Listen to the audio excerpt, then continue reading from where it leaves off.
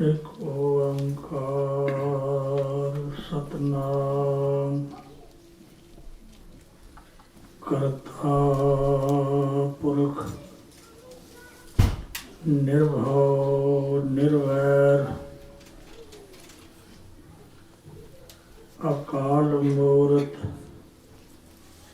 अजूनी सैभम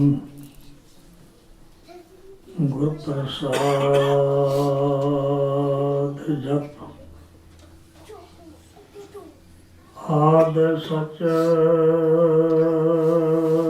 जुगाद सच है भी सच नानक होसी भी सच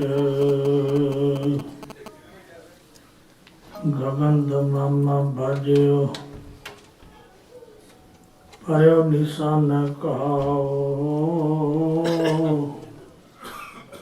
खेत जो मांडो सूरमा अब दूजन को धाओ सूरा सो पहचानिया जो लड़ा दीन के हेत पुरजा पुरजा कट मरे कहूँ न साध खेत राजान राज पानान पान देवान देव उपमा महान चवर तखत छत्र दे मालक परम सतगुरु ਸਾਹਿਬ ਸ੍ਰੀ ਗੁਰੂ ਗ੍ਰੰਥ ਸਾਹਿਬ ਜੀ ਦੀ ਪਵਿੱਤਰ ਹਜ਼ੂਰੀ ਵਿੱਚ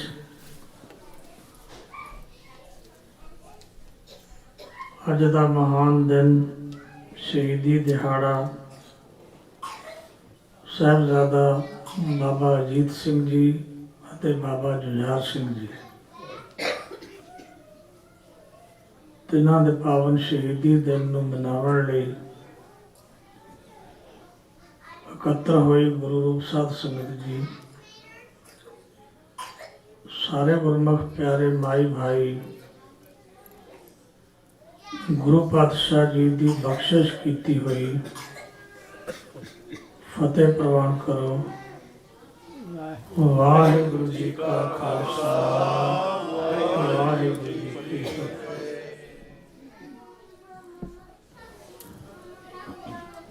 जिस दिन सतगुरु पातशाह ने खालसे की साधना की है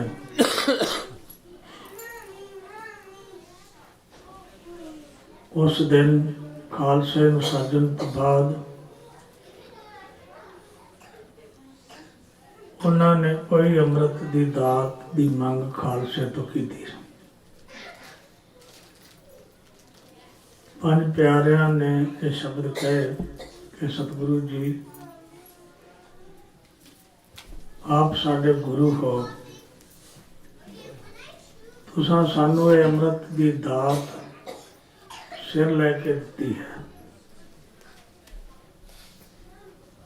तुसीं साडे विच शरीरां विच बाद विच प्राण फूके ने, असी यह तो नहीं कर सकते जो आपने किया है, पर असी गुरु तो हाथ जोड़ के मंग तो सकते हैं कि जे खालसा अमृत की दात आप जी नूं देवे तो तुसीं खालसे की झोली विच की पाओगे।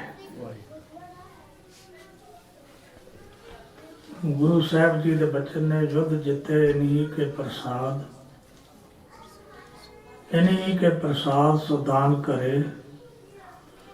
आगाव टरे, इन्हीं के प्रसाद इन्हीं की कृपा फुनताम परे, इन्हीं के प्रसाद सु विद्या लई, इन्हीं की कृपा सब शत्रु मरे, इन्हीं की कृपा के सजे हम हैं निमोह से गरीब करोड़ परे।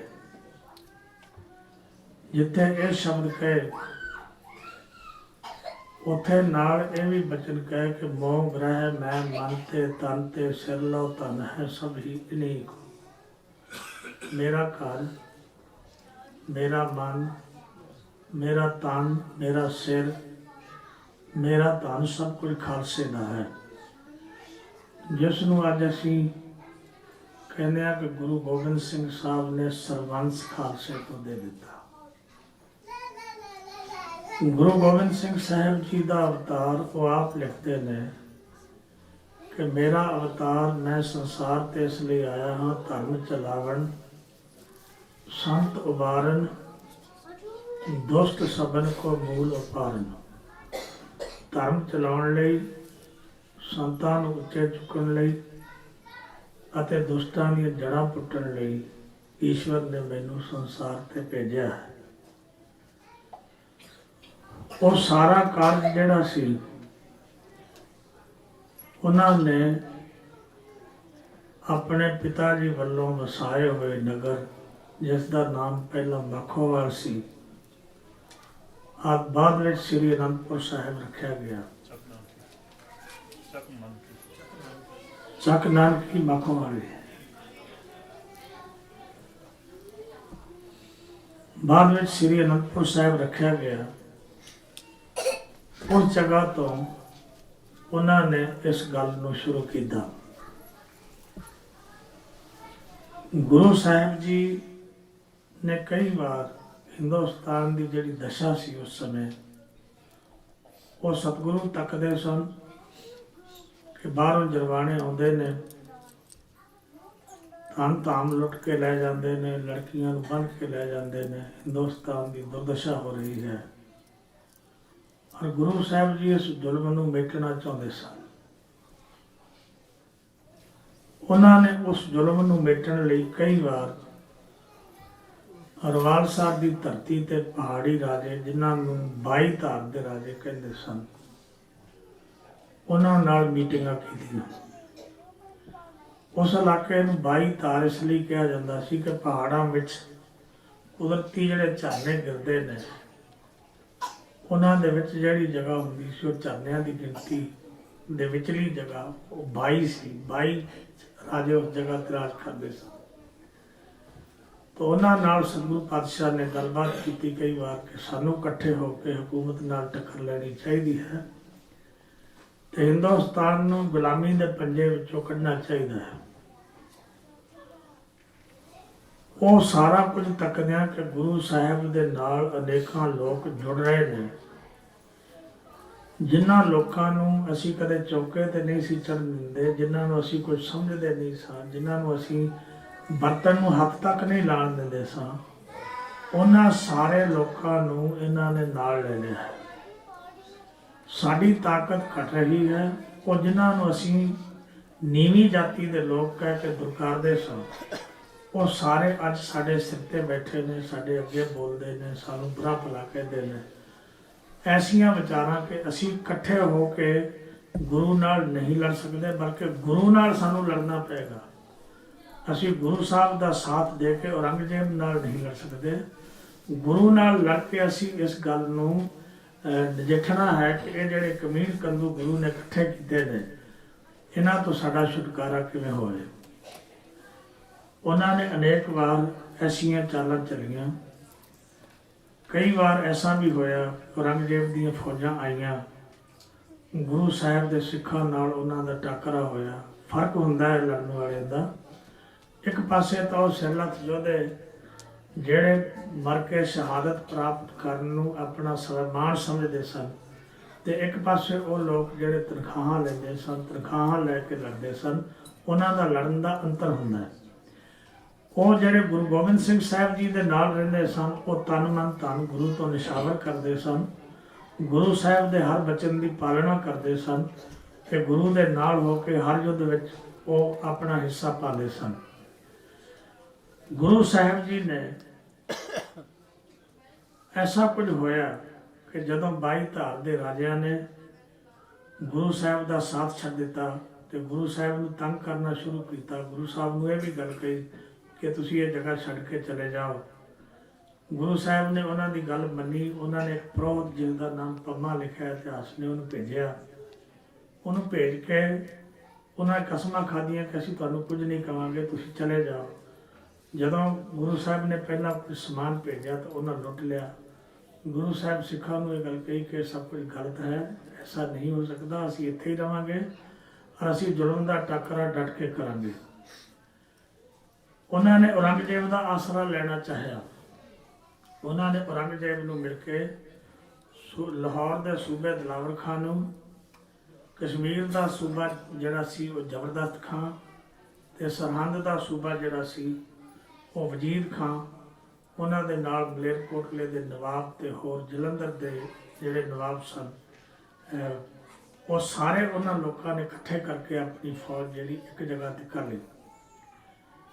ਅਨੰਦਪੁਰ ਸਾਹਿਬ ਵਿੱਚ ਉਹਨਾਂ ਨੇ ਗੁਰੂ ਸਾਹਿਬ ਤੇ ਹਮਲਾ ਬੋਲਣ ਦਾ ਯਤਨ ਕੀਤਾ, ਹਮਲਾ ਬੋਲਿਆ।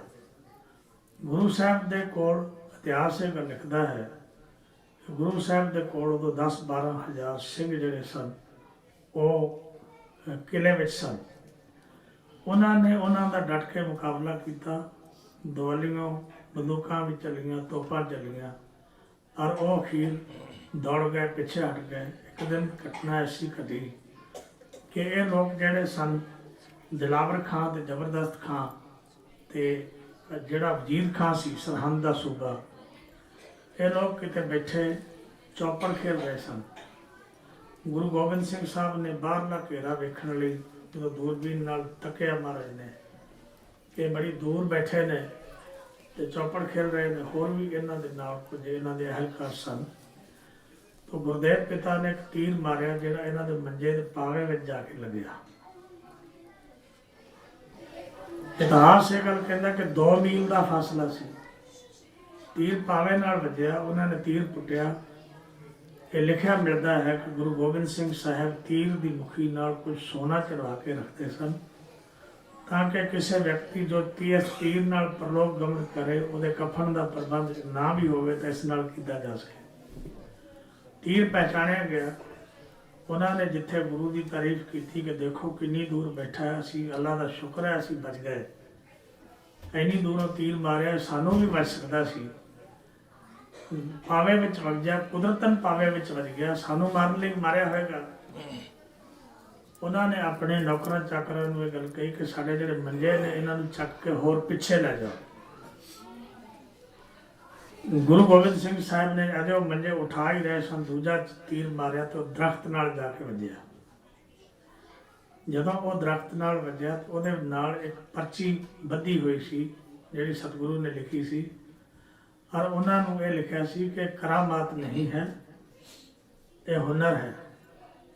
ਮੈਂ ਤੁਹਾਨੂੰ ਸੰਦੇਸ਼ਾ ਦੇਣਾ ਚਾਹੁੰਦਾ ਸਾਂ, ਮੈਂ ਤੁਹਾਨੂੰ ਮਾਰ ਵੀ ਸਕਦਾ ਸੀ ਪਰ ਮੈਂ ਤੁਹਾਨੂੰ ਮਾਰਨਾ ਨਹੀਂ, ਇਸ ਲਈ ਨਹੀਂ ਮਾਰਨਾ ਕਿ ਮਾਰਾਂਗਾ ਤੁਹਾਨੂੰ ਮੈਦਾਨੇ ਜੰਗ ਵਿੱਚ ਜਦੋਂ ਤੁਸੀਂ ਲੜਨ ਲਈ ਆਓਗੇ।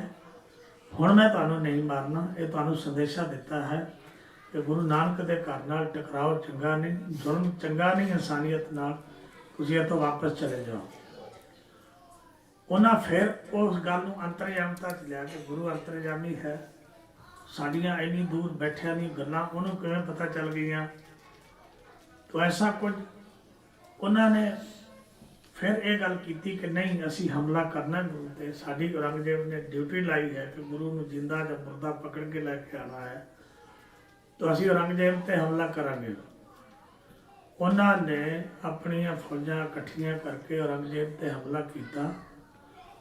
ਕਈ ਚਿਰ ਉਹ ਘੇਰਾ ਜਿਹੜਾ ਸੀ ਬਣਿਆ ਰਿਹਾ। ਔਰੰਗਜ਼ੇਬ ਦੇ ਕਰਿੰਦਿਆਂ ਨੇ ਗੁਰੂ ਸਾਹਿਬ 'ਤੇ ਹਮਲਾ ਕੀਤਾ, ਘੇਰਾ ਕਈ ਦੇਰ ਅਨੰਦਪੁਰ 'ਤੇ ਬਣਿਆ ਰਿਹਾ। ਅਖੀਰ ਉਹਨਾਂ ਨੂੰ ਘੇਰਾ ਇਸ ਲਈ ਛੱਡਣਾ ਪਿਆ, ਦੂਰ ਜਾਣਾ ਪਿਆ ਕਿ ਸਿੱਖ ਗੁਰੂ ਸਾਹਿਬ ਦੇ ਹੁਕਮ ਨਾਲ 100-100 200 ਕਰਕੇ ਰਾਤ ਨੂੰ ਨਿਕਲਦੇ ਤੇ ਗੁਰੀਲਾ ਵਾਰ ਕਰਦੇ ਸਨ। ਉਹਨਾਂ ਦਾ ਰਾਸ਼ਨ ਚੁੱਕ ਲਿਆਉਂਦੇ, ਉਹਨਾਂ ਦਾ ਸਮਾਨ ਲੁੱਟ ਲੈਂਦੇ, ਉਹਨਾਂ ਦੀਆਂ ਬੰਦੂਕਾਂ, ਉਹਨਾਂ ਦੀਆਂ ਤੋਪਾਂ ਖਿੱਚ ਲਿਆਉਂਦੇ। ਐਸਾ ਕੁਝ ਸਿੱਖ ਕਰਦੇ ਸਨ। ਉਹਦੇ ਤੋਂ ਉਹ ਉਕਤਾ ਗਏ, ਅੱਕ ਗਏ ਕਿ ਅਸੀਂ ਇਹ ਸਭ ਕੁਝ ਕਰਦੇ ਹਾਂ, ਇਹਨਾਂ ਨੂੰ ਮਾਰਨ ਦਾ ਯਤਨ ਕਰਦੇ ਹਾਂ, ਫਿਰ ਮਰਦੇ ਨਹੀਂ। ਇੱਕ ਦਿਨ ਗੁਰੂ ਸਾਹਿਬ ਨੇ ਸਿੱਖਾਂ ਨੂੰ ਕਿਹਾ ਕਿ ਅੱਜ ਬਾਹਰ ਜਾ ਕੇ ਯੁੱਧ ਲੜਾਂਗੇ, ਮੈਂ ਵੀ ਤੁਹਾਡੇ ਨਾਲ ਚੱਲਦਾ। ਗੁਰੂ ਸਾਹਿਬ ਨੇ ਤਿਆਰੀ ਕਰ ਲਈ। ਸਤਿਗੁਰੂ ਪਾਤਸ਼ਾਹ ਅੱਗੇ ਸਨ, ਸਾਰਿਆਂ ਤੋਂ ਅੱਗੇ ਸਨ ਤੇ ਪਿੱਛੇ ਕੋਈ 6-7 ਹਜ਼ਾਰ ਜਿਹੜੇ ਸਤਿਗੁਰੂ ਪਾਤਸ਼ਾਹ ਦੇ ਲੜਾਕੂ ਸਿੰਘ ਸਨ, ਉਹ 6-7 ਹਜ਼ਾਰ ਦੀ ਗਿਣਤੀ ਵਿੱਚ ਸਤਿਗੁਰੂ ਪਾਤਸ਼ਾਹ ਦੇ ਪਿੱਛੇ ਸਨ। ਜਦੋਂ ਗੁਰੂ ਸਾਹਿਬ ਬਾਹਰ ਨਿਕਲੇ, ਉਹਨਾਂ ਦੀਆਂ ਫੌਜਾਂ ਦੂਰ ਸਨ।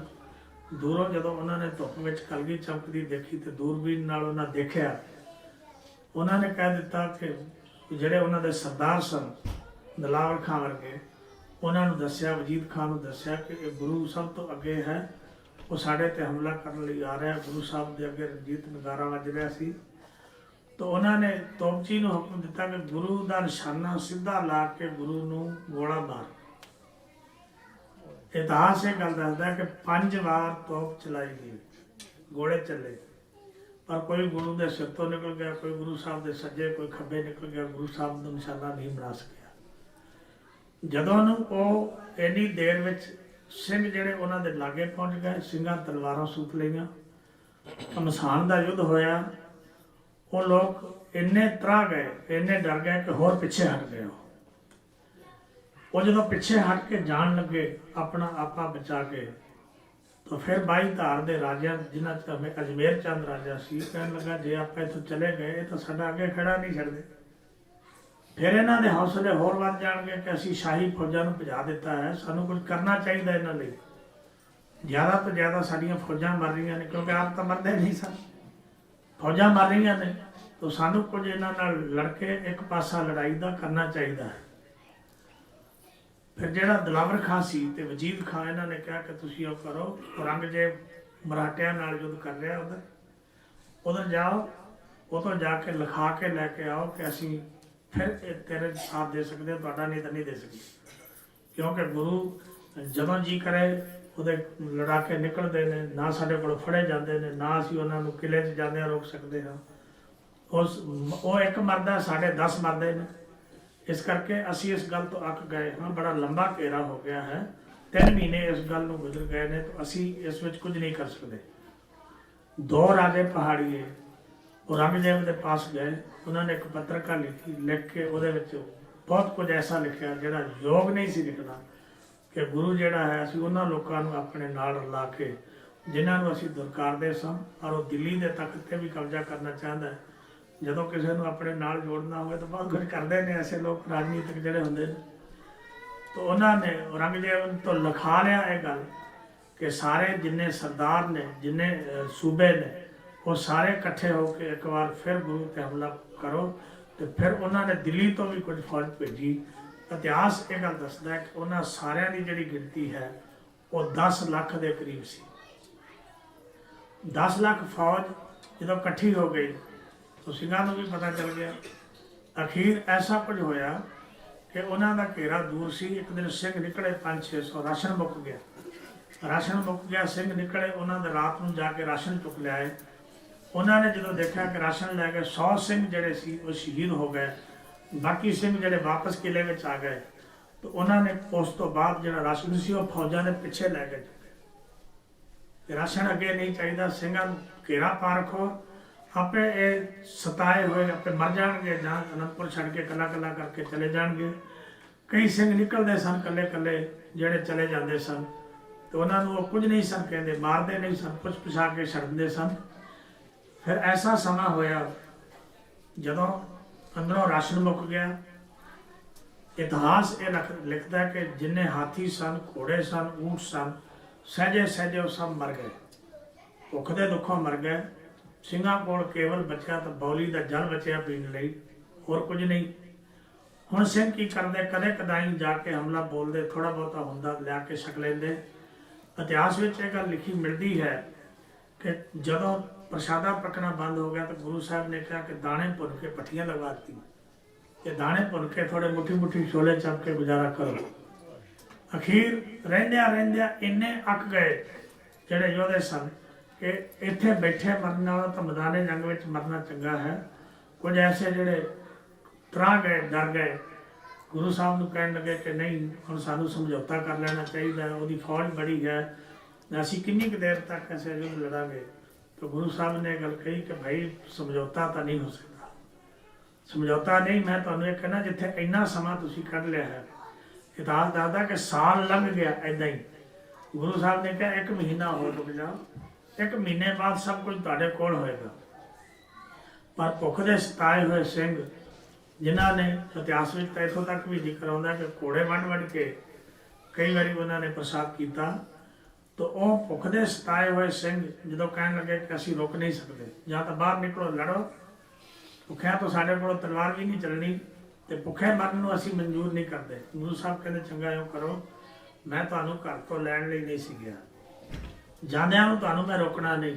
आ कलम ते कागज पिया है, तुसीं इहदे ते लिख दिओ कि तू साडा गुरु नहीं ते असी तेरे सिख नहीं, इहदे ते दस्तखत करो ते चले जाओ।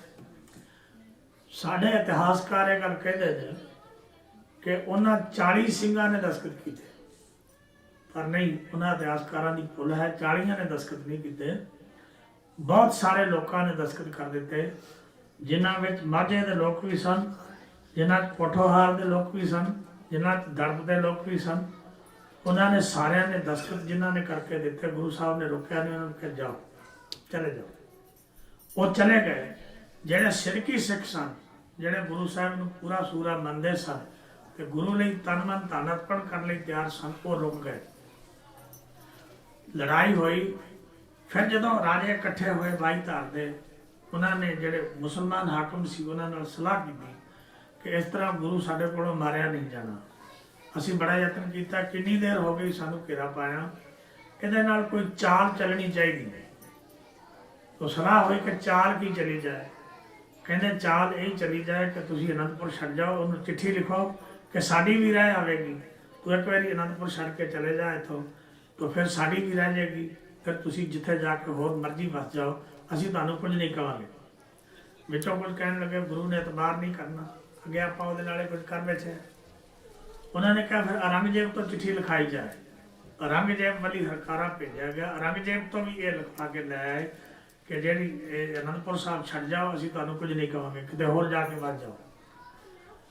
जदों गुरु साहब ने यह गल कही, सिखा ने जाके माता जी नूं सलाह दी कि माता जी बड़े सिख मर गए ने, सिखा दे घाण लथ गए ने, कोई जानवर बचिया नहीं। प्रसादी हाथी जिहड़ा चिट्टा हाथी साम दे राजे ने भेंट कीता सी, वो मर गया, घोड़े मर गए, ऊंट मर गए, राशन खत्म हो गया। गुरु साहब नूं कहो कि ये इंज ना करन ते किसी ढंग नाल उन्हां नाल समझौता कर लैण। जदों माता ने यह गल कही कि देख लाल जी देखो, ये तुसीं गुरु नानक दी फुलवाड़ी दे माली हो, तुसीं इस नूं संभालना है, ये सिख भुखे मरदे ने, जां तां इन्हां नूं खाण लई दिओ। गुरु साहब इतिहास लिखदा कि माता जी नूं नाल लै गए ते जाके स्टोर विखाए, जिहड़े नूं खाली कहंदे सन, वो स्टोर विखाए खोल खोल के वेख माता जी वेखो राशन पिया ना। कहण लगे हाँ पिया। कहंदे फिर मैं इन्हां नूं देना नहीं। पुछया क्यों? कहने लगे मैं तेरा पुत्र हाँ, तू मैनू अपने हथ नाल जहर दे सकती है? माता जी कहने लगे नहीं, मैं तेनू जहर नहीं दे सकती। तो गुरु साहब कहने लगे फिर खालसा मेरा पुत्र है, ये जिहड़ा पूजा का धन है ये जहर है, मैं इन्हों जहर नहीं खवानी, इस करके मैं इन्हों ये नहीं देंगा। इन्हों तुसीं वेखण दिओ, करतार जो करदा भली करेगा, तुसीं कुछ समय टिकण दिओ। इतिहास ये दसदा है कि गुरु साहब ने पहला 1 महीना किया, फिर उन्होंने 15 दिन किया, फिर 10 दिन किया, 5 दिन किया, पर नहीं, वो जेडे सन सब चले गए छड़ के जिन्ने सन। गुरु साहब के नाल जेडे बाकी सिख सन, जदों उन्होंने वो चाल चली दोबारा कि असी चिट्ठी भेजी गई गुरु साहब के पास कि तुसीं छड़ के चले जाओ, असी तुहानू कुछ नहीं कहांगे। गुरु साहब नूं सिखां कहा कि हुण मौका है सानू समझौता करन दा। गुरु साहब कहते नहीं, इन्होंने जो पहला किया उही कुछ फिर करनगे। उन्होंने सिखा ने कहा नहीं हुण नहीं करते, हम तो बादशाह का भी फरमान आ गया है कि कोई ऐसी गल नहीं है, तुम चले जाओ। तो गुरु साहब कहने लगे नहीं, ये वही कुछ करेंगे। पर सिखा की बेनती मन के पातशाह ने की किया, पहला सारा जरा कापूस से उत्थे आले दुआले खुरजियां पा के उतो टक सवार के खचरां ते लद के अगे भेजा। उन्हें खचरां लुट लिया, और जो बन के लै गए समान, गांह जाके जो देखण किसी घाह है, किसी बाटे पुराने कपड़े ने, किसी कुछ है, किसी कुछ है। गुरु साहब ने कहा इन्हों की नीयत माड़ी है, पर फिर भी जे तुसीं चाहुंदे हो इत्थों चलना चाहिए तो मैं इस गल लई तैयार हाँ। साहब सतगुरु पातशाह जी रात दे हनेरे विच इतिहास ये गल लिखदा है कि गुरु साहब जी अपने सिखां नूं नाल लैके जो रात दे हनेरे विच निकल गए, तो उन्होंने ये गल कही कि मैं जा रहा हाँ। तो उन कीरतपुर साहब भी सतगुरु अजे नहीं सन टप्पे कि उन्होंने फौजां फिर इकट्ठियां होकर गुरु साहब के पिछे पै गई। अगों गुरु साहब को पता चल गया सी कि अगों दिल्ली तो फौज आ रही है। भाई साहब भाई वीर सिंह जी ये गल लिखते हैं कि गुरु साहब ने ਰਸਤਾ ਬਦਲ ਦਿੱਤਾ। ਦਿੱਲੀ ਨੂੰ ਜਾਣ ਦੀ ਬਜਾਏ ਉਹਨਾਂ ਨੇ ਆਪਣਾ ਰੁਖ ਚਮਕੌਰ ਸਾਹਿਬ ਵੱਲ ਰੋਪੜ ਵੱਲ ਕਰ ਲਿਆ। ਰੋਪੜ ਚਲੇ ਗਏ। ਰੋਪੜ ਜਾ ਕੇ ਜਦੋਂ ਆਪ ਇੱਕ ਪੱਠੇ ਤੇ ਰਾਤ ਗੁਜ਼ਾਰਦੇ ਨੇ, ਪੱਠਾ ਗਰਮ ਹੈ, ਜਦੋਂ ਸਤਿਗੁਰੂ ਪਾਤਸ਼ਾਹ ਦੇ ਚਰਨ ਪੈਂਦੇ ਨੇ ਤਾਂ ਪੱਠਾ ਠੰਡਾ ਹੋ ਜਾਂਦਾ ਹੈ। ਉਹਦਾ ਜਿਹੜਾ ਕਰਿੰਦਾ ਹੈ ਉਹ ਆਪਣੇ ਮਾਲਕ ਨੂੰ, ਪਠਾਨ ਨੂੰ ਜਾ ਕੇ ਦੱਸਦਾ ਕਿ ਇਸ ਤਰ੍ਹਾਂ ਕੋਈ ਪੀਰ ਆਇਆ ਹੈ, ਉਹਦੇ ਚਿਹਰੇ ਤੇ ਬੜਾ ਜਲਾਲ ਹੈ। ਉਹਨੇ ਪੱਠੇ ਤੇ ਚਰਨ ਪੈਂਦੇ ਹੀ ਪੱਠਾ ਠੰਡਾ ਹੋ ਗਿਆ। ਉਹ ਸਮਝ ਜਾਂਦਾ ਕਿ ਗੁਰੂ ਗੋਬਿੰਦ ਸਿੰਘ ਸਾਹਿਬ ਨੇ ਉਹਨੇ ਇਹ ਗੱਲ ਕਹੀ ਕਿ ਜਿਹੜੇ ਸਾਡੇ ਲੋਕ ਨੇ ਇਹ ਕਮੀਨੇ ਨੇ, ਇਹ ਝੂਠੇ ਨੇ, ਝੂਠੀਆਂ ਕਸਮਾਂ ਖਾ ਕੇ ਗੁਰੂ ਨੇ ਇਹਨਾਂ ਤੇ ਇਤਬਾਰ ਕੀਤਾ ਔਰ ਇਹਨਾਂ ਝੂਠੀਆਂ ਕਸਮਾਂ ਖਾ ਕੇ ਕਸਮ ਤੋੜੀ ਹੈ ਔਰ ਇਹਨਾਂ ਨੂੰ ਇਹ ਸਜ਼ਾ ਦੇ ਹੱਕਦਾਰ ਨੇ। ਉਹ ਗੁਰੂ ਸਾਹਿਬ ਦੇ ਕੋਲ ਜਾ ਕੇ ਬੇਨਤੀ ਕਰਦਾ ਕਿ ਮਹਾਰਾਜ ਪਾਤਸ਼ਾਹ ਆਪ ਇੱਥੇ ਪੱਠੇ ਤੇ ਨਹੀਂ, ਮੇਰੇ ਮਹਿਲਾਂ ਵਿੱਚ, ਮੇਰੇ ਕਿਲੇ ਵਿੱਚ ਜਾ ਕੇ ਰੁਕੋ। ਗੁਰੂ ਸਾਹਿਬ ਕਹਿਣ ਲੱਗੇ ਨਹੀਂ, ਅਸੀਂ ਤੈਨੂੰ ਦੁਖੀ ਕਰਨ ਲਈ ਨਹੀਂ ਆਏ, ਸਾਡੇ ਪਿੱਛੇ ਫੌਜ ਲੱਗੀ ਹੈ, ਅਸੀਂ ਉਹਨਾਂ ਦਾ ਟੱਕਰਾ ਕਰਨਾ ਹੈ, ਅਸੀਂ ਹਥਿਆਰ ਨਹੀਂ ਸੁੱਟਣੇ, ਅਸੀਂ ਤੈਨੂੰ ਦੁਖੀ ਕਰਨ ਲਈ ਨਹੀਂ ਆਏ, ਇਸ ਕਰਕੇ ਅਸੀਂ ਇੱਥੇ ਪੱਠੇ ਤੇ ਹੀ ਠੀਕ ਹਾਂ। ਉਹਨੇ ਫਿਰ ਤਰਲੇ ਕੀਤੇ, ਨਹੀਂ ਪਾਤਸ਼ਾਹ ਆਪ ਕਿਰਪਾ ਕਰੋ, ਆਪ ਚੱਲੋ, ਘਰ ਚੱਲੋ। ਗੁਰੂ ਸਾਹਿਬ ਨੂੰ ਲੈ ਕੇ ਉਹ ਗਿਆ। ਗੁਰੂ ਸਾਹਿਬ ਨੇ ਬਜਾਏ ਇਸ ਗੱਲ ਦੇ ਕਿ ਉਹਦੇ ਮਹਿਲਾਂ ਵਿੱਚ ਰਾਤ ਕੱਟੀ ਜਾਏ ਜਾਂ ਉਹਦੇ ਕਿਲੇ ਵਿੱਚ ਰਾਤ ਕੱਟੀ ਜਾਏ, ਉੱਥੇ ਇੱਕ ਮਸਜਿਦ ਸੀ, ਮਸਜਿਦ ਵਿੱਚ ਰਾਤ ਸਤਿਗੁਰੂ ਨੇ ਕੱਟੀ। ਔਰ ਅੰਮ੍ਰਿਤ ਵੇਲਾ ਪਾਉ ਫਟਾਲੇ ਤੋਂ ਪਹਿਲਾਂ ਹੀ ਸਿੰਘਾਂ ਨਾਲੇ ਬਚਨ ਸੀ ਕਿ ਮੈਂ ਤੁਹਾਨੂੰ ਇੱਥੇ ਪੱਠੇ ਤੇ ਹੀ ਆ ਕੇ ਮਿਲਾਂਗਾ, ਫਿਰ ਅਸੀਂ ਅੱਗੋਂ ਚੱਲਾਂਗੇ ਅੱਗੇ। ਸਾਹਿਬ ਸਤਿਗੁਰੂ ਸੱਚੇ ਪਾਤਸ਼ਾਹ ਉੱਥੋਂ ਚੱਲ ਪਏ। ਅੰਮ੍ਰਿਤ ਵੇਲੇ ਨਿਕਲ ਕੇ ਸਿੰਘਾਂ ਨੂੰ ਨਾਲ ਲਿਆ। ਸਿੰਘਾਂ ਨੂੰ ਨਾਲ ਲੈ ਕੇ ਆਪ ਚਲੇ ਗਏ। ਰਸਤੇ ਵਿੱਚ ਜਿਹੜੀ ਸਰਸਾ ਨਦੀ ਸੀ ਉਹਦੇ 'ਚ ਬਹਾਵ ਸੀਗਾ। ਬਹਾਵ ਨੇ ਇੰਨਾ ਸਤਿਗੁਰੂ ਪਾਤਸ਼ਾਹ ਨੂੰ ਘੇਰਿਆ ਕਿ ਸਤਿਗੁਰੂ ਪਾਤਸ਼ਾਹ ਦਾ ਕੀਮਤੀ ਖਜ਼ਾਨਾ ਰੁੜ ਗਿਆ, ਗ੍ਰੰਥ ਰੁੜ ਗਏ, ਪਿਆਰੇ ਸਿੰਘ ਰੁੜ ਗਏ, ਕਈ ਸਰਸਾ ਦੀ ਭੇਟਾ ਹੋ ਗਏ, ਪਰਿਵਾਰ ਬਿਖਰ ਗਿਆ, ਸਭ ਕੁਝ ਤਹਿਸ ਨਹਿਸ ਹੋ ਗਿਆ। ਔਰ ਸਾਹਿਬਜ਼ਾਦਾ ਅਜੀਤ ਸਿੰਘ, ਸਾਹਿਬਜ਼ਾਦਾ ਜੁਝਾਰ ਸਿੰਘ, ਮਾਤਾ ਜੀ, ਛੋਟੇ ਸਾਹਿਬਜ਼ਾਦੇ, ਇਹ ਸਾਰੇ ਕਿਵੇਂ ਨਾ ਕਿਵੇਂ ਬਿਖਰ ਤਾਂ ਗਏ ਪਰ ਇਹ ਪਾਰ ਲੱਗ ਗਏ। ਸਾਹਿਬਜ਼ਾਦਾ ਅਜੀਤ ਸਿੰਘ ਤੇ ਸਾਹਿਬਜ਼ਾਦਾ ਜੁਝਾਰ ਸਿੰਘ, ਉਦੈ ਸਿੰਘ ਦੇ ਨਾਲ ਬਾਬਾ ਉੱਥੇ ਇੱਕ ਬੁੱਢਾ ਸਿੰਘ ਨਾਮ ਦਾ ਨਾਂ ਲਿਖਿਆ, ਨਾਮ ਸਿੱਖ ਦਾ, ਉਹਦੇ ਨਾਲ ਸਤਿਗੁਰੂ ਪਾਤਸ਼ਾਹ ਬਾਹਰ ਜਦੋਂ ਨਦੀ ਤੋਂ ਨਿਕਲੇ ਤੇ ਬਾਬਾ ਜੀ ਸਤਿਗੁਰੂ ਸੱਚੇ ਪਾਤਸ਼ਾਹ ਉਹਨੂੰ ਸੁਨੇਹਾ ਦਿੰਦੇ ਨੇ ਉਦੈ ਸਿੰਘ ਨੂੰ ਕਿ ਬੁੱਢਾ ਸਿੰਘ ਤੇ ਹੋਰ ਸਿੱਖਾਂ ਨਾਲ ਅਜੀਤ ਸਿੰਘ ਪਿੱਛੇ ਆ ਰਿਹਾ, ਉਹਨੂੰ ਇੱਥੇ ਰੋਕਣਾ ਨਹੀਂ, ਉਹਨੂੰ ਕਹਿਣਾ ਤੇਰੀ ਜਗ੍ਹਾ ਇੱਥੇ ਨਹੀਂ ਹੈ, ਅੱਗੇ ਹੈ। ਹੁਣ ਤੁਸੀਂ ਇਹ ਦੱਸੋ ਵੀ ਜਿਹੜਾ ਗੁਰੂ ਇਹ ਜਾਣਦਾ ਕਿ ਮੇਰੇ ਪੁੱਤਰ ਦੀ ਜਗ੍ਹਾ ਇੱਥੇ ਨਹੀਂ, ਉਹ ਅੱਗੇ ਹੈ, ਉਹਨੂੰ ਪਤਾ ਹੈ ਕਿ ਜੰਗ ਇਉਂ ਲੜਿਆ ਜਾਣਾ, ਇਉਂ ਸਭ ਕੁਝ ਹੋਣਾ ਹੈ, ਉਹ ਸਭ ਕੁਝ ਜਾਣਦਿਆਂ ਹੋਇਆਂ ਵੀ ਇਹ ਗੱਲ ਕਰਦਾ ਕਿ ਇੰਨਾ ਘਬਰਾਉਂਦਾ ਨਹੀਂ ਕਿਸੇ ਗੱਲ ਤੋਂ, ਬਲਕਿ ਠਰਮੇ ਨਾਲ ਉਹਨੂੰ ਉਦੈ ਸਿੰਘ ਨੂੰ ਇਹ ਗੱਲ ਕਹੀ ਕਿ ਤੁਸੀਂ ਇੱਥੇ ਉਹਨਾਂ ਦਾ ਟਾਕਰਾ ਕਰਨਾ ਹੈ ਤੇ ਅਜੀਤ ਸਿੰਘ ਨੂੰ ਅੱਗੇ ਭੇਜ ਦੇਣਾ ਹੈ, ਉਹਦੀ ਜਗ੍ਹਾ ਇੱਥੇ ਨਹੀਂ, ਉਹਨੂੰ ਮੇਰੇ ਵੱਲੋਂ ਸੁਨੇਹਾ ਦੇਣਾ ਕਿ ਉਹਦੀ ਜਗ੍ਹਾ ਅੱਗੇ ਹੈ। ਕੇਵਲ 40 ਸਿੰਘ ਇਤਿਹਾਸ ਦੱਸਦਾ ਹੈ, 40 ਸਿੱਖ ਤੇ ਗੁਰੂ ਸਾਹਿਬਜ਼ਾਦੇ ਔਰ 2 ਸਾਹਿਬਜ਼ਾਦੇ ਬਾਬਾ ਅਜੀਤ ਸਿੰਘ ਜੀ ਤੇ ਬਾਬਾ ਜੁਝਾਰ ਸਿੰਘ ਜੀ, ਉਹ ਨਾਲ ਆਪ ਜੀ ਉੱਥੋਂ ਚੱਲੇ। ਅੰਮ੍ਰਿਤ ਵੇਲੇ ਤੇ ਉੱਥੋਂ ਚੱਲ ਕੇ ਪਹੁੰਚ ਜਾਂਦੇ ਨੇ ਸੂਰਜ ਚੜ੍ਹਨ ਤੱਕ ਚਮਕੌਰ ਸਾਹਿਬ।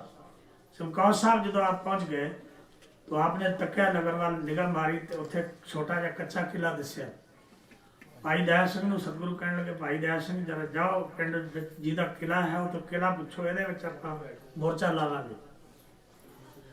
ਜਦੋਂ ਭਾਈ ਦਇਆ ਸਿੰਘ ਜੀ ਪਿੰਡ 'ਚ ਗਏ ਤਾਂ ਪਤਾ ਲੱਗਿਆ 2 ਭਰਾ ਨੇ, ਇੱਕ ਭਰਾ ਕਿਲੇ ਤੇ ਕਾਬਜ ਹੈ, ਦੂਸਰਾ ਭਰਾ ਨੂੰ ਉਹਨੇ ਕੁੱਟ ਮਾਰ ਕੇ ਕੱਢ ਦਿੱਤਾ ਹੈ। ਗੁਰੂ ਸਾਹਿਬ ਨੇ ਆਖਿਆ ਵੀ ਉਹ ਕਿਲਾ ਦਿੰਦਾ ਨਹੀਂ, ਤਾਂ ਦੂਜਾ ਭਰਾ ਜਿਹੜਾ ਗਰੀਬੂ, ਜਿਸ ਦਾ ਨਾਮ ਲਿਖਿਆ ਇਤਿਹਾਸ ਦੇ, ਉਹ ਗਰੀਬੂ ਜਿਹੜਾ ਸੀ ਉਹ ਸਤਿਗੁਰੂ ਕੋਲ ਆਇਆ, ਕਹਿੰਦਾ ਮੈਂ ਵੀ ਇਸ ਹਵੇਲੀ ਦਾ ਮਾਲਕ ਹਾਂ, ਪਰ ਮੇਰੇ ਭਰਾ ਨੇ ਮੇਰੇ ਨਾਲ ਧੱਕਾ ਕਰਕੇ ਮੈਨੂੰ ਕੁੱਟ ਮਾਰ ਕੇ ਇਸ ਹਵੇਲੀ ਚੋਂ ਕੱਢ ਦਿੱਤਾ ਹੈ। ਤਾਂ ਮੇਰੇ ਗੁਰੂ ਸਾਹਿਬ ਕਹਿੰਦੇ ਫਿਰ ਕਹਿੰਦਾ ਮੈਂ ਕਬਜ਼ਾ ਕਰਨਾ ਚਾਹੁੰਦਾ। ਗੁਰੂ ਸਾਹਿਬ ਕਹਿੰਦੇ ਤੂੰ ਸਾਡਾ ਕਬਜ਼ਾ ਕਰਾ ਸਕਦਾ ਹੈ? ਕਹਿੰਦਾ ਹਾਂ, ਇਹਦੇ ਪਿੱਛੇ ਇੱਕ ਦਰਵਾਜ਼ਾ ਹੈ, ਉਹਦੀ ਚਾਬੀ ਮੇਰੇ ਕੋਲ ਹੈ, ਮੈਂ ਉਹ ਚਾਬੀ ਨਾਲ ਤੁਹਾਨੂੰ ਦਰਵਾਜ਼ਾ ਖੋਲ ਕੇ ਦੇ ਸਕਦਾ ਹਾਂ। ਗੁਰੂ ਸਾਹਿਬ ਕਹਿਣ ਲੱਗੇ ਤੂੰ ਦਰਵਾਜ਼ਾ ਖੋਲ ਕੇ ਇੱਕ ਵਾਰੀ ਸਿੰਘਾਂ ਨੂੰ ਅੰਦਰ ਵਾੜ ਦੇ, ਫਿਰ ਅਸੀਂ ਜਾਣਗੇ ਸਾਡਾ ਕੰਮ ਜਾਣ। ਜਦੋਂ ਉਹਨੇ ਦਰਵਾਜ਼ਾ ਖੋਲ੍ਹਿਆ, ਦਰਵਾਜ਼ਾ ਖੋਲ ਕੇ ਜਿਹੜੇ ਸਿੰਘ ਸਨ ਸਾਰੇ ਅੰਦਰ ਚਲੇ ਗਏ।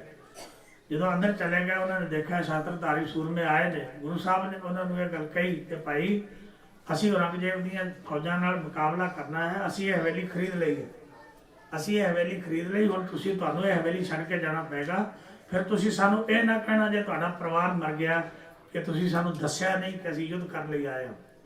ਜਦੋਂ ਉਹਨਾਂ ਨੇ ਇਹ ਗੱਲ ਕਹੀ ਕਿ ਅਸੀਂ ਹਵੇਲੀ ਖਰੀਦ ਲਈ ਹੈ, ਉਹਨਾਂ ਨੇ ਫਟਾਫਟ ਸਮਾਨ ਚੁੱਕਿਆ ਆਪਣਾ, ਕਿ ਲੜਾਈ 'ਚ ਕੌਣ ਉਹਨਾਂ ਤੇ ਆਉਂਦਾ ਚਾਹੁੰਦਾ।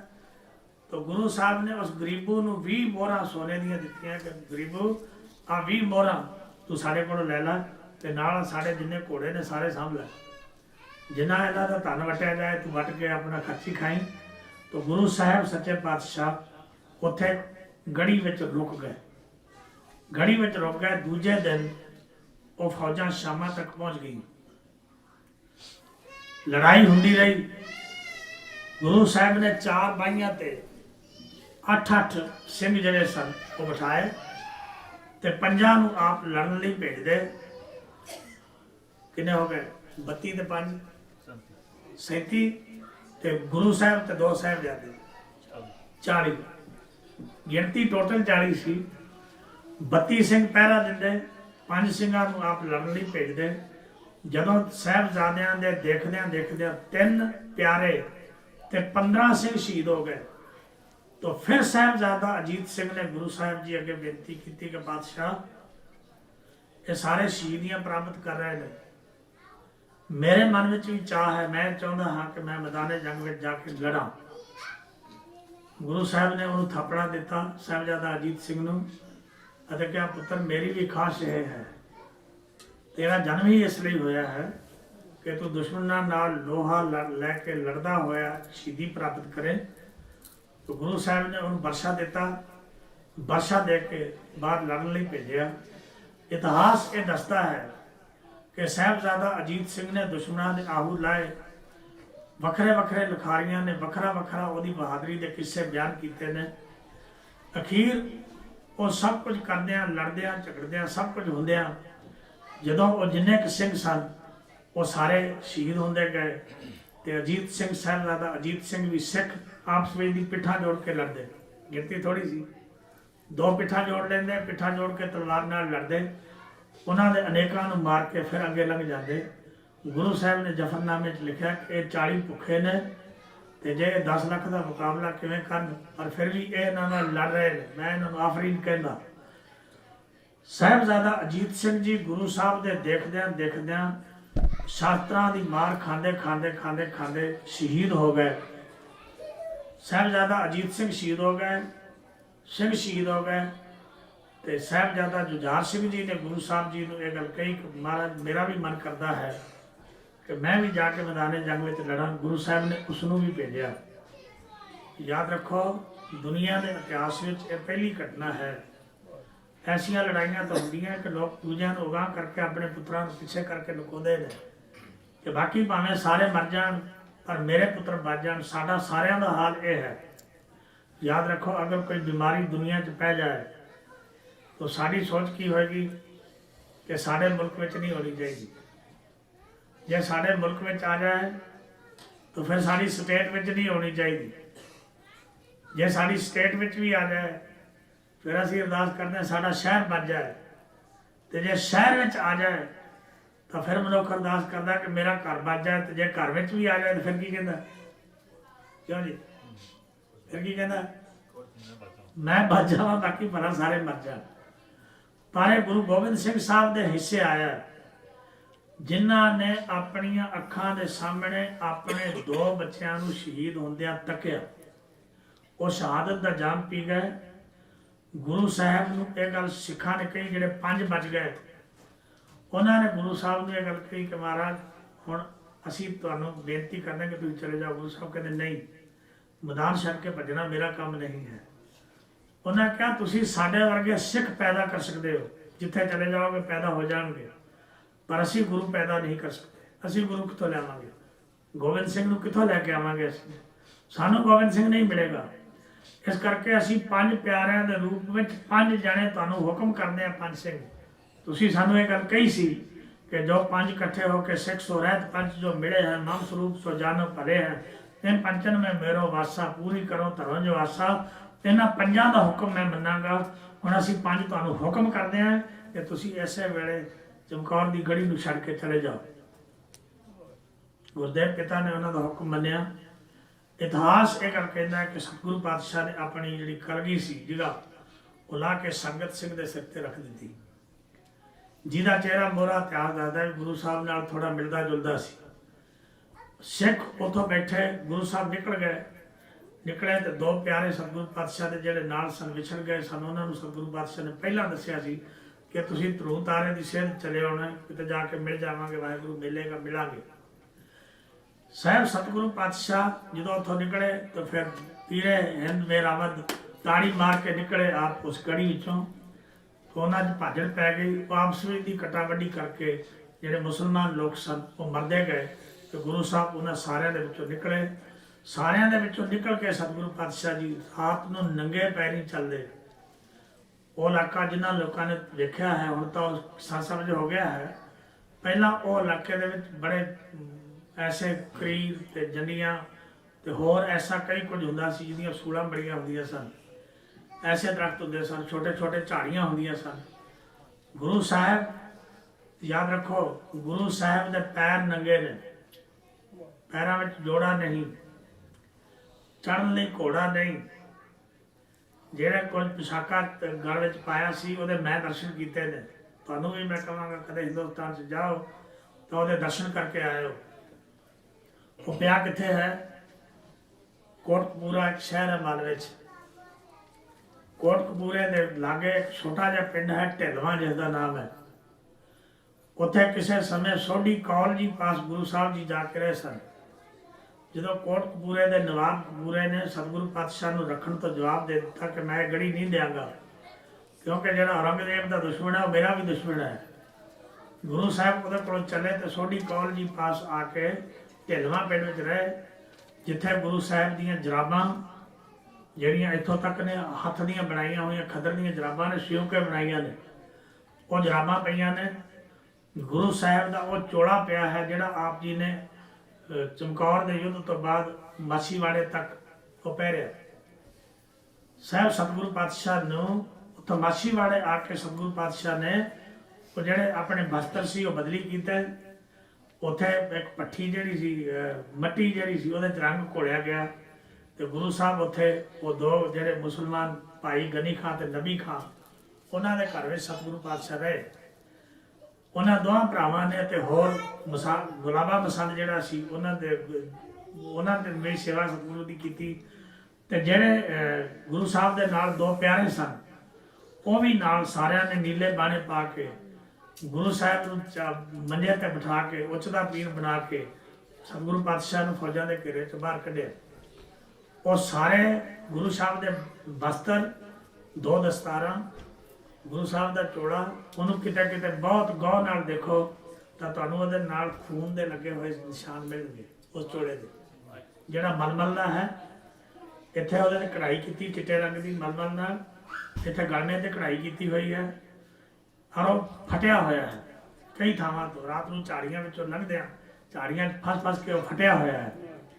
ਉਹਦੇ 'ਚ ਕਈ ਥਾਵਾਂ 'ਤੇ ਖੂਨ ਦੇ ਨਿਸ਼ਾਨ ਮਿਲਦੇ ਨੇ। ਦਸਤਾਰਾਂ 'ਤੇ ਵੀ ਕਈ ਥਾਵਾਂ 'ਤੇ ਖੂਨ ਮਿਲਦਾ ਹੈ। ਗੁਰੂ ਸਾਹਿਬ ਮਾਛੀਵਾੜੇ ਆ ਕੇ ਟਿਕੇ। ਮਾਛੀਵਾੜੇ ਆ ਕੇ ਆਪ ਜੀ ਨੇ ਜਿਹੜਾ ਸ਼ਬਦ ਅੱਜ ਆਪਾਂ ਬੜੇ ਚਾਅ ਨਾਲ ਪੜ੍ਹਦੇ ਹਾਂ, ਮਿੱਤਰ ਪਿਆਰੇ ਨੂੰ ਹਾਲ ਮੁਰੀਦਾਂ ਦਾ ਕਹਿਣਾ, ਉਹ ਸਤਿਗੁਰੂ ਪਾਤਸ਼ਾਹ ਨੇ ਉਚਾਰਨ ਕੀਤਾ। ਮਾਛੀਵਾੜੇ ਦੀ ਜਗ੍ਹਾ ਵੀ ਦਰਸ਼ਨ ਕਰਨ ਦੇ ਯੋਗ ਹੈ। ਗੁਰੂ ਸਾਹਿਬ ਜੀ ਉੱਥੋਂ ਚੱਲਦੇ ਚੱਲਦੇ ਆਪਣਾ ਸਮਾਂ ਕੱਟਦੇ, ਸਤਿਗੁਰੂ ਪਾਤਸ਼ਾਹ ਸਹਿਜੇ ਸਹਿਜੇ ਇੱਕ ਛੋਟਾ ਜਿਹਾ ਪਿੰਡ, ਮੈਂ ਤੁਹਾਨੂੰ ਇਹ ਸਾਖੀ ਕਿਉਂ ਸੁਣਾਉਣ ਲੱਗਿਆ ਕਿ ਅਸੀਂ ਸਿੱਖਾਂ ਨੇ ਕਿੰਨਾ ਸਾਥ ਦਿੱਤਾ ਉਹਨਾਂ ਦਾ। ਇੱਕ ਛੋਟਾ ਪਿੰਡ ਹੈ ਸਾਹਨੇਵਾਲ ਦੇ ਲਾਗੇ, ਕਨੇਚ ਦਾ ਇੱਕ ਸਤਿਗੁਰੂ ਪਾਤਸ਼ਾਹ ਦਾ ਸ਼ਰਧਾਲੂ ਸੀ ਫਤਾ, ਉਹਦਾ ਨਾਂ ਸੀ ਫਤਾ, ਚੌਧਰੀ ਸੀ ਪਿੰਡ ਦਾ। ਗੁਰੂ ਸਾਹਿਬ ਨੇ ਭਾਈ ਦਇਆ ਸਿੰਘ ਨੂੰ ਭੇਜਿਆ ਕਿ ਜਾ ਭਾਈ ਦਇਆ ਸਿੰਘ ਉਹਦੇ ਕੋਲੋਂ ਜਾ ਕੇ ਘੋੜੀ ਪੁੱਛ ਕੇ ਲੈ ਕੇ ਆ ਕਿ ਆਪਾਂ ਲੰਬਾ ਜਾਣਾ ਹੈ, ਅੱਗੋਂ ਕਿਤੇ ਕੋਈ ਹੋਰ ਸਿੱਖ ਮਿਲ ਜਾਏਗਾ ਫਿਰ ਆਪਣਾ ਪ੍ਰਬੰਧ ਸਾਰਿਆਂ ਦਾ ਹੋ ਜਾਏਗਾ, ਪਰ ਘੋੜੀ ਪੁੱਛ ਕੇ ਲੈ ਕੇ ਆ। ਹੁਣ ਇੰਨਾ ਸਮਾਂ ਕਿੱਥੋਂ ਲੈ ਕੇ ਤੁਰੇ ਹਾਂ ਚਮਕੌਰ ਸਾਹਿਬ ਤੋਂ ਤੇ ਇੱਥੇ ਆ ਕੇ ਫਿਰ ਇੱਥੋਂ ਅੱਗੇ ਜਾਵਾਂਗੇ ਤਾਂ ਪੈਦਲ ਤਾਂ ਜਾਇਆ ਨਹੀਂ ਜਾਣਾ।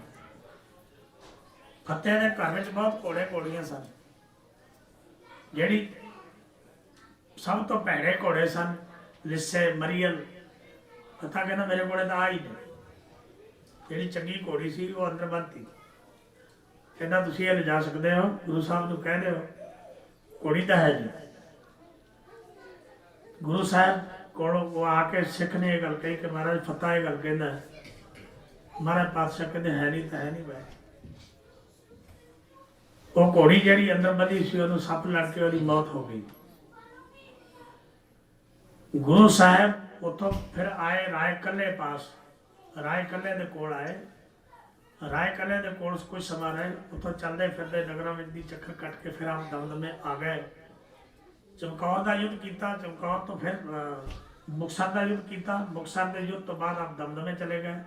दमदमे जाके आपने कमर कसा खोलिया तो गुरु ग्रंथ साहब की जी बाणी सी इन्हों दूजी बार, क्योंकि तीरमल ने भीड़ नहीं सी दी, तो गुरु साहब ने दूजी बार अपने कंठ तो उचार के शहीद भाई मनी सिंह जी जो बाद में शहीद खवाए।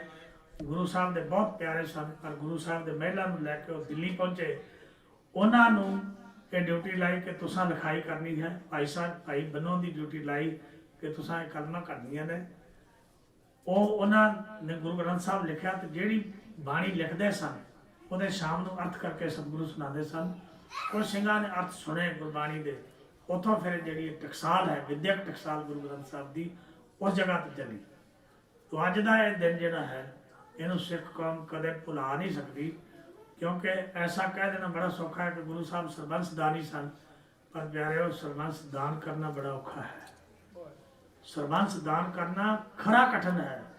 साढ़े एक बच्चे तो कोई चपेड़ मार दे तो असी लग के मरण तक जाते हाँ, पर धन गुरु साहब जी जिन्होंने अपना पिता वारिया, माता वारी, बच्चे वारे, प्यारे सिख कुर्बान किए, तो फिर भी उन्होंने अकाल पुरख वाहिगुरू तो जो मंगया तो केवल ये मंगया कि जूझ बरो रण में तज पै तुमते बराबर श्याम है वर पाओ। है प्रभु मैं डर त्याग के रण में जूझदा होया मर जावां, मैं तो इतों यही कुछ मंगदा हाँ, होर मैनू कुछ नहीं चाहिए। तो आपने सारा जिथे सरबंस वारिया उत्थे सानू आ सिक्खी की दात सतगुरु गोबिंद सिंह पातशाह की बख्शिश है जिहड़ी सानू उन्होंने दिती। तो साहब सतगुरु पातशाह कृपा करन कि जिहड़ी सिक्खी की दात वो सानू दे के गए ने, असीं इहनूं निभा सकीए, नेपरे चढ़ सकीए। अज अफसोस हुंदा है कि आ जिहड़ियां जगह जिन्हां असीं गुरुद्वारे कहंदे हाँ, इत्थों सिक्खी दे झरने फुटने चाहिए सन। इत्थों जिथे साडे प्रबंधक जन इन्हां गोलकां दा हिसाब करदे ने, जिथे वो बिजली के बिलों का हिसाब करते हैं, जिथे होर चीज़ों का हिसाब करते हैं, उत्थे ये भी हिसाब करया करन कि इस गुरुद्वारे की कृपा नाल किन्ने लोग सिक्खी में शामिल हुए हैं। और मैं हैरान होना कि असीं तां जिहड़े साडे सीगे वो भी गवा लए। मैं आप जी नूं दसना चाहुंदा कि जाट, गुज्जर, मेहतर, सतनामीए, सिकलीगढ़, चौहान ते वणजारे 7 कौमां ने। ये जे साडे जिहड़े साडे कदे सिख सन हुण वो सिक्खी तो सहजे सहजे दूर चले गए, उन्होंने विचों सिक्खी भुलती जा रही है। तो मैं कहना प्रबंधकों को कोशिश करनी चाहिए है, बाहरले लोगों को ज़्यादा कोशिश करनी चाहिए, क्योंकि इन्हों को धन है, हर जगह पर धन की लौड़ पैंदी है। इन्होंने लोगों उत्थे जाके अपनियां ऐसियां संस्थावां बनाउणियां चाहिए ने जिहड़े उन्हां दे नाल काम करन, काम करके उन्हां लोगों को मुड़ के फिर सिक्खी च लैके आउण। तो मैं अज इन्होंने सिक्खा साहब ने मैंने एक छोटी जी पुस्तक प्रोफैसर प्यारा सिंह पदम की लिखी हुई, जोड़े मेरे बड़े प्यारे मित्र सन, गुरु की साखियाँ, वो मैंने दिखाई। वो एक गल जी इन्होंने मैंने दिखाई वो सी कि साहिबजादा अजीत सिंह की शादी हुई सी, पर वो नहीं लिखा जो इन्होंने मैंने दसिया, मैं वो दस रहा। पुस्तक इन्हों को लैके तुम वेख लियो कि उन्होंने जी अर्धांगिनी सी ताराबाई सी उसका नाम, तो बुरहानपुर के रहने वाले सन, बुरहानपुर के रहने वाले सन। उन्होंने साहिबजादा अजीत सिंह नाल शादी हो गई। वो प्रैगनेंट सन जो ये लड़ाई लगी तो वो उतो चले गए, चलते चलते वो मथुरा पहुँच गए। मथुरा तो अगे आगरे पहुँच के उन्होंने बच्चे को जन्म दिता, जिसका नाम उन्होंने हठी सिंह रखा। फिर जो वो गुरु साहब को मिले, वो लिखा होया कि गुरु साहब को मिले, पटवइयां भी ये लिखा कि हठी सिंह पुत्र अजीत सिंह का, अजीत सिंह पुत्र गुरु गोबिंद सिंह का, गुरु गोबिंद सिंह पुत्र गुरु तेग बहादुर साहब का, तो वंश गुरु हरगोबिंद साहब का। यह सारा इतों तक उन्होंने लिखा है। पर मैं इस गल नाल सहमत नहीं होना चाहता। कारण पूछो क्यों नहीं होना चाहते? क्योंकि जे गुरु गोबिंद सिंह साहब का खून हठी सिंह वाकई हुंदा तो फिर कोई ऐसी गल नहीं सी कोई छुप सकता। गुरु साहब दे जिथे गुरु साहब गए सन हजूर साहब तक, ਉਹ ਹਾਟੀ ਸਿੰਘ ਕਿੱਥੋਂ ਦਾ ਸੀ? ਉਹਨੂੰ ਜਿਹੜੀ ਉਹ ਬੇਟੀ ਦਾ ਜਿਹੜਾ ਪੱਲਾ ਗੁਰੂ ਸਾਹਿਬ ਨੇ ਫੜਾਇਆ ਕਿਸੇ ਦੂਸਰੇ ਨੂੰ, ਉਹ ਆਦਮੀ ਕੌਣ ਸੀ? ਉਹ ਕਿੱਥੋਂ ਦਾ ਰਹਿਣ ਵਾਲਾ ਸੀ? ਉਹਦੇ ਮਾਤਾ ਪਿਤਾ ਕੌਣ ਸਨ? ਉਹ ਕਿੱਥੋਂ ਦਾ ਵਸਨੀਕ ਸੀ? ਉਹ ਹਾਟੀ ਸਿੰਘ ਨੂੰ ਲੈ ਕੇ ਕਿੱਥੇ ਗਿਆ? ਇਹ ਸਾਰੀਆਂ ਗੱਲਾਂ ਵਿਚਾਰਨਯੋਗ ਨੇ, ਕਿਉਂਕਿ ਸਾਡੇ ਇਤਿਹਾਸ ਵਿੱਚ ਬਹੁਤ ਕੁਝ ਐਸਾ ਪਾ ਦਿੱਤਾ ਜਾਂਦਾ ਹੈ ਕਿ ਸਿੱਖ ਹਮੇਸ਼ਾ ਲੜਦੇ ਰਹਿਣ। तो ਅਸੀਂ ਇਸ ਗੱਲ ਤੋਂ ਵਿਸਲੇ ਹੋ ਜਾਂਦੇ ਹਾਂ।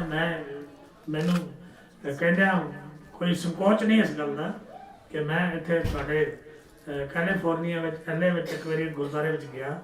ਮੇਰਾ ਇੱਕ ਉਦਾਸੀ ਸੰਤ ਮਿੱਤਰ ਸੀ, वो मैंने गुरुद्वारे से ले गया। वो आर्य समाजी ने वो कहने लगे भाई ये कुर्सियाँ जो है यहाँ हमने ला के दी थी ताकि बूढ़े लोग बैठ सके। मैं 1985 के अखीर में कनेडा में आया पहली बार। 1985 के अखीर में कनेडा में आया तो रॉस स्ट्रीट गुरुद्वारे वाले ने मैंने बुलाया सी। ਉੱਥੇ ਕੁਰਸੀਆਂ ਤੇ ਲੰਗਰ ਛਕਦੇ ਸਨ। ਮੈਂ ਉੱਥੋਂ ਦੀ ਕਮੇਟੀ ਨੂੰ ਇਹ ਗੱਲ ਕਹੀ ਕਿ ਇਹ ਕੁਰਸੀਆਂ ਕਿਸੇ ਆਉਣ ਵਾਲੇ ਸਮੇਂ ਵਿੱਚ ਤੁਹਾਡੇ ਲਈ ਦੁਖਦਾਈ ਹੋਣਗੀਆਂ, ਤੇ ਜੇ ਤੁਸੀਂ ਇਹ ਗੱਲ ਕਹੋ ਤਾਂ ਮੈਂ 3 ਦਿਨ ਲਗਾਤਾਰ ਲੰਗਰ ਤੇ ਬੋਲ ਦਿੰਦਾ ਤੇ ਸੰਗਤ ਆਪੇ ਕੁਰਸੀਆਂ ਚੱਕ ਕੇ ਬਾਹਰ ਸੁੱਟ ਦੇਗੀ, ਤੈਨੂੰ ਕੁਝ ਕਰਨ ਦੀ ਤੁਹਾਨੂੰ ਲੋੜ ਨਹੀਂ ਪਏਗੀ। ਉਹਨਾਂ ਨੇ ਇਹ ਗੱਲ ਕਹੀ ਕਿ ਨਹੀਂ, ਇਹ ਕਿਸੇ ਨੇ ਸ਼ਰਧਾਵਾਨ ਨੇ ਚੜਾਈਆਂ ਨੇ, ਪਰ ਯਾਦ ਰੱਖਿਓ ਐਸੇ ਸ਼ਰਧਾਵਾਨਾਂ ਦਾ ਖਿਆਲ ਰੱਖੋ ਜਿਹੜੇ ਤੁਹਾਡੇ ਵਿੱਚ ਪਾਟਕ ਪਾਉਣ ਲਈ, ਲੜਾਈ ਪਾਉਣ ਲਈ ਐਸੇ ਕੰਮ ਕਰਦੇ ਨੇ। ਤੁਹਾਡੇ ਇਤਿਹਾਸ ਦੇ ਹਰ ਕੋਨੇ ਵਿੱਚ ਕਿਸੇ ਨਾ ਕਿਤੇ ਕੁਝ ਉਹਨਾਂ ਲੋਕਾਂ ਵਾੜਿਆ ਹੁੰਦਾ। ਕਿਸੇ ਨੂੰ ਤੁਸੀਂ ਦੁੱਧ ਧੋਤਾ ਨਹੀਂ ਕਹਿ ਸਕਦੇ। ਐਸੇ ਲੋਕ ਨੇ ਜਿਹੜੇ ਪੈਸੇ ਲੈ ਕੇ ਜੋ ਮਰਜ਼ੀ ਲਿਖਾ ਲਓ ਉਹਨਾਂ ਤੋਂ, ਐਸਾ ਸਭ ਕੁਝ ਹੁੰਦਾ ਹੈ। ਪਰ ਤੁਹਾਨੂੰ ਵਿਚਾਰਨ ਦੀ ਲੋੜ ਹੈ ਕਿ ਤੁਸੀਂ ਆਪ ਵਿਚਾਰੋ। ਕੁਦਰਤ ਨੇ ਤੁਹਾਨੂੰ ਬ੍ਰੇਨ ਦਿੱਤਾ ਹੈ, ਤੁਹਾਡੇ ਕੋਲ ਪਰਖਣ ਲਈ ਗੁਰੂ ਹੈ। ਸਭ ਕੁਝ ਗੁਰੂ ਸਾਹਿਬ ਤੋਂ ਪੁੱਛੋ। ਸਤਿਗੁਰੂ ਪਾਤਸ਼ਾਹ ਨੇ ਪਾਵਨ ਬਾਣੀ ਵਿੱਚ ਐਸੇ ਬਚਨ ਕੀਤੇ ਨੇ ਕਿ ਗੁਰੂ ਤੋਂ ਸਭ ਕੁਝ ਪੁੱਛ ਕੇ ਜਦੋਂ ਸਿੱਖ ਚੱਲੇਗਾ ਉਦੋਂ ਸਿੱਖ ਕਿਸੇ ਮੰਜ਼ਿਲ ਤੇ ਪਹੁੰਚ ਸਕੇਗਾ। ਇੱਥੇ ਹੀ ਸਮਾਪਤੀ ਹੈ, ਸਮਾਂ ਹੋ ਗਿਆ। ਗੁਰੂ ਪਾਤਸ਼ਾਹ ਕਿਰਪਾ ਕਰਨ, ਸਾਡੇ ਸਾਰਿਆਂ ਦੇ ਸਿਰ ਤੇ ਮਿਹਰ ਭਰੇ ਹੱਥ ਰੱਖਣ ਤਾਂ ਕਿ ਅਸੀਂ ਗੁਰੂ ਗੋਬਿੰਦ ਸਿੰਘ ਸਾਹਿਬ ਜੀ ਦੀ ਬਖਸ਼ੀ ਹੋਈ ਸਿੱਖੀ ਨੂੰ ਅੱਗੇ ਫੈਲਾ ਸਕੀਏ। ਉਹਨਾਂ ਲੋਕਾਂ ਤੱਕ ਅਸੀਂ ਇੱਕ ਕੋਸ਼ਿਸ਼ ਕਰ ਰਹੇ ਹਾਂ ਕਿ ਜਿਹੜੇ ਸਿਕਲੀਗੜ੍ਹ ਗੁਰੂ ਹਰਗੋਬਿੰਦ ਸਾਹਿਬ ਦੇ ਸਮੇਂ ਵਿੱਚ ਸਿੱਖ ਸਨ, ਉਹਨਾਂ ਵਿੱਚ ਜਾ ਕੇ ਮੈਂ ਕੰਮ ਕਰਨਾ ਚਾਹੁੰਦਾ। ਮੈਂ ਉਹਨਾਂ ਦੇ 12 ਬੱਚੇ ਲੈ ਕੇ ਵੀ ਆਉਂਦੇ ਡੇਰੇ ਤੇ, ਉਹ ਸਿੱਖ ਬਣਨ ਲਈ ਤਿਆਰ ਨੇ। पर जी गल मैं की है पहला कि जो धन है बड़ी चीज़ होंगे, कितने जाओ तो गड्डियां तेल मंगदियां ने, पानी नाल तो चल नहीं पै रही। हर गल नहीं कुछ करना पैंदा है। तो मैं आप जी में बेनती करांगा, आप जी सूझवान सज्जन हो कि इत्थे एक कमेटी बनाओ। एक इंडिया भावें तुहाडे लोकां दी कमेटी होवे, मैं उन्हां दे नाल मिल के काम करने लई तैयार हां। मैनूं किसी चीज़ दा कोई लोभ नहीं, कोई लालच नहीं। मेरा तन मन धन सिੱਖੀ ਨੂੰ अर्पण है। और गुरु कृपा करे असीं कुछ कर सकीए। भुलां चुकां दी खिमा करनी। गज वज के फतेह प्रवान करो। वाहिगुरू जी का खालसा, वाहिगुरू जी की फतेह।